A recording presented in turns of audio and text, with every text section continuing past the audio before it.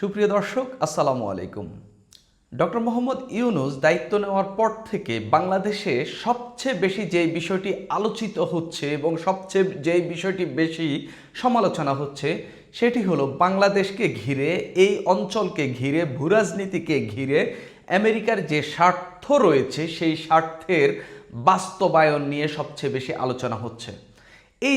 এই আমেরিকার যে স্বার্থ এবং ডক্টর মোহাম্মদ ইউনূস যে আসলেন, ক্ষমতায় বসলেন, দায়িত্ব নিলেন এবং বাংলাদেশের সরকার প্রধান হইলেন, উপদেষ্টা সরকারের প্রধান হইলেন এবং তার মতো করে তিনি একটা সরকার গঠন করলেন, এটাকেও অনেকেই আমেরিকার এক ধরনের কূটচাল হিসাবে দেখেন। শেখ হাসিনার পতন থেকে শুরু করে আওয়ামী লীগের লোকজনও এটাকে আমেরিকার কূটচাল হিসাবে দেখেন এবং ম্যাটিকুলাস ডিজাইনের অংশ হিসাবে দেখেন, অর্থাৎ তারা এটাকে ম্যাটিকুলাস ডিজাইন বলে। আমরা যারা সাধারণ জনগণ, যারা আমরা আওয়ামী লীগ করি না, যারা আমরা বিএনপি করি না, যারা আমরা জামাত ইসলামী করি না, যারা আমরা কোনো কিছুই করি না, আমাদের মনের মধ্যেও এরকম প্রশ্নটা মাঝে মধ্যে উকি দেয় যে আমেরিকা কি আসলে ডক্টর মোহাম্মদ ইউনূসের সরকারকে ব্যবহার করে এখানে যে তাদের স্বার্থ রয়েছে সেটাকে আদায় করে নেবে? এই যে আমাদের এই প্রশ্নটা যখন উকি দেয়, এই উকি দেওয়ার জন্য আসলে বিভিন্ন প্রেক্ষাপট আসলে এখানে রয়েছে। যেমন ধরেন যে এই যে মানবিক করিডোর দেওয়ার যে কথাটি হয়েছিল সেটার মধ্য দিয়ে আমরা এই প্রশ্নটা খুব বেশি ভালো করে তুলেছিলাম। যখন আমাদের বন্দর যখন বিদেশিদের হাতে দেওয়ার কথা বলা হচ্ছে তখন আমরা এই প্রশ্নটি তুলেছিলাম। যখন হঠাৎ করে দেখলাম মার্কিন যুক্তরাষ্ট্র আমাদের গণতন্ত্র নিয়ে, আমাদের নির্বাচন নিয়ে আর কোনো তারা সমালোচনা করে না এবং বাংলাদেশে সব কিছুই স্থিতিশীল আছে এরকম বলার চেষ্টা করে, তখন এই প্রশ্নটা আমাদের মনে জাগে। ডক্টর মোহাম্মদ ইউনূসের সরকারের এই শাসন আমলে গত 1 বছরের বেশি সময়ে আমরা মানবাধিকার এখানে লঙ্ঘিত হলেও আমেরিকা সেরকম কোনো বিবৃতি দিচ্ছে না, জাতিসংঘ সেরকম কোনো বিবৃতি দিচ্ছে না। এটা কিন্তু একটা হচ্ছে এই যে তাদের কার্যক্রম বা তাদের কার্যক্রম এখানে বাস্তবায়িত হচ্ছে, এটার কিন্তু একটা লক্ষণ। আমি মনে করি না যে এটা হচ্ছে, আমি মনে করি যে এটা এই যে লক্ষণ কিংবা এই যে সন্দেহগুলো হওয়ার নানাবিধ বিষয় এখানে দেখা যাচ্ছে। নতুন করে একটা খবর আমাদের সামনে এসেছে, এই খবরটাকে আমি কখনোই পাত্তা দিতাম না, কিন্তু এই খবরটাতে এমন একজন বা এই যে প্রতিষ্ঠান থেকে এই খবরটি ছাপানো হয়েছে সেখানে এমন একজন সাংবাদিক কাজ করেন যিনি আসলে তার পত্রিকায় বা তিনি যেই পত্রিকার সঙ্গে যুক্ত রয়েছেন সেখানে এরকম একটি খবর প্রকাশ হবে এটা আমি কখনোই মনে করি না, কিংবা হচ্ছে কোনো একটা বেস তো তাদের কাছে থাকতে পারে, এই সন্দেহের জায়গা আমার কাছে রয়েছে। সাংবাদিক খালেদ মহিউদ্দিন যেখানে কাজ করেন ঠিকানা, সেই ঠিকানার একটা পত্রিকা রয়েছে, এই ঠিকানা পত্রিকা দীর্ঘদিন ধরে প্রবাসীদেরকে নিয়ে কাজ করে, আমেরিকায় থেকে ছাপানো হয় বা হচ্ছে আমেরিকা থেকে এটার কার্যক্রম চলে। সেই ঠিকানাতে আমরা দেখলাম খালেদ মহিউদ্দিনকে টক শো করেন, অর্থাৎ সেই ঠিকানায় আমরা দেখলাম এই নিউজটি প্রকাশ হলো। নিউজটি হলো বাংলাদেশের সেন্ট মার্টিনে হচ্ছে নেভির ঘাঁটি করতে চায় আমেরিকা, অর্থাৎ সেন্ট মার্টিনে প্রমোদ কেন্দ্র ও সাবমেরিন ঘাঁটি করতে চায়, করার প্রস্তাব দিয়েছে আমেরিকা। এই নিউজে খুব বেশি তথ্য নেই, কিন্তু দুই একটা যে তথ্য আছে সেগুলো আসলে খুবই গুরুত্বপূর্ণ এবং সেগুলো খুবই আমলের নেওয়ার মতো। আমি যদি একটু বলি যে প্রথমে হচ্ছে এই নিউজে যেটা বলার চেষ্টা করা হচ্ছে যে আমেরিকা আসলে সেন্ট মার্টিনটা লিজ নিবে 99 বছরের জন্য এবং বাংলাদেশ সরকারের বা বর্তমান সরকারের একটা সাই এখানে রয়েছে, কিন্তু এটা তড়িঘড়ি করে হচ্ছে না। প্রথমে ওইখানে প্রমোদ কেন্দ্র তৈরি করা হবে, এই নিউজ পড়ে আমি যেটা বুঝলাম। প্রথমে সেখানে সেন্ট মার্টিনে প্রমোদ কেন্দ্র তৈরি করা হবে, প্রমোদ কেন্দ্র তৈরি করে সেটাকে একটু আকর্ষণীয় করা হবে, বিদেশি পর্যটকদেরকে আকৃষ্ট করা হবে, আকৃষ্ট করে সেখানে বিদেশি পর্যটকরা আসবেন বা বিদেশি লোকজন আসবেন। এই যে বিদেশিরা আসছেন সেই কারণে হচ্ছে সেখানে বাংলাদেশের মানুষের চলাচল কিছুটা সীমিত করা হবে। সীমিত করার মধ্যে ইতিমধ্যে আমরা দেখতে পাচ্ছি এই সরকার আমলে সেন্ট মার্টিনে প্রায় লকডাউন চলতেছে, সেন্ট মার্টিনে কিন্তু পর্যটকরা যেতে পারছেন না, যদিও সরকার বলছে কিছুদিন পর খুলে দেওয়া হবে, খুলবে কিনা এটা নিয়ে সন্দেহ রয়েছে, খুললেও কতদিন খুলে কতদিন থাকে সেটা নিয়ে আমাদের মনে ডাউট রয়েছে। আমি বলছি না যে এটাই ঘটবে, কিন্তু এই পত্রিকার একটা রিপোর্টে দাবি করছে এই আমেরিকা সেটা লিজ নিবে, সেখানে প্রমোদ কেন্দ্র বানাবে, বিদেশিরা আসবে, বিদেশি এবং বাংলাদেশিদের চলাচলটা সেপারেটলি করা হবে এবং সেখানে একটা সময় পর্যন্ত সীমিত চলাচল করা হবে। এরপরে এই সীমিত চলাচলের মধ্য দিয়ে আমেরিকার যে নৌঘাঁটি বা সাবমেরিন ঘাঁটি করার যে চেষ্টা সেটা সেখানে চালানো হবে। এই কথা এই রিপোর্টে এরকম করে লেখা হয়েছে। আমি আপনাদেরকে একটু পড়ে শোনাই যে কি লেখা হয়েছে। আমি রিপোর্টটা নিয়েও একটু কথা বলবো। বাংলাদেশের সেন্ট মার্টিন দ্বীপ স্বাধীনতার আগে থেকেই ঘাঁটি হিসাবে ব্যবহারের পরিকল্পনা ছিল যুক্তরাষ্ট্রের।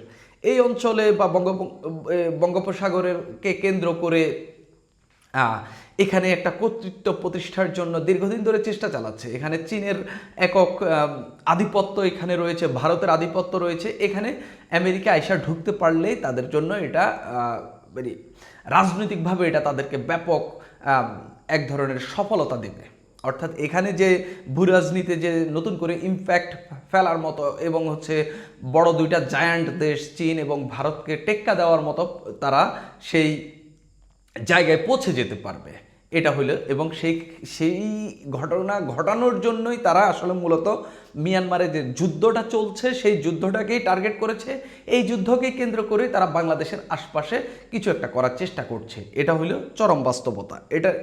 এটা নিয়ে আমি অনেক ভূরাজনীতি যে বিশ্লেষক রয়েছেন তাদের অনেকজনের সঙ্গে কথা বলেছি, তারাও মোটামুটি এইরকম কাছাকাছি মানের একটা কথা আমাকে বলেছেন। এবং আমাদের যে সাবেক প্রধানমন্ত্রী আওয়ামী লীগের, যিনি শেষ পর্যন্ত ফ্যাসিজম কায়েমের জন্য যার পতন হয়েছে, সেই শেখ হাসিনাও কিন্তু দীর্ঘ সময় বলেছেন বাংলাদেশের কাছে আমেরিকা সেন্ট মার্টিন চায় এবং সেন্ট মার্টিন দিয়ে দিলে তিনি ক্ষমতা থাকতে পারবেন।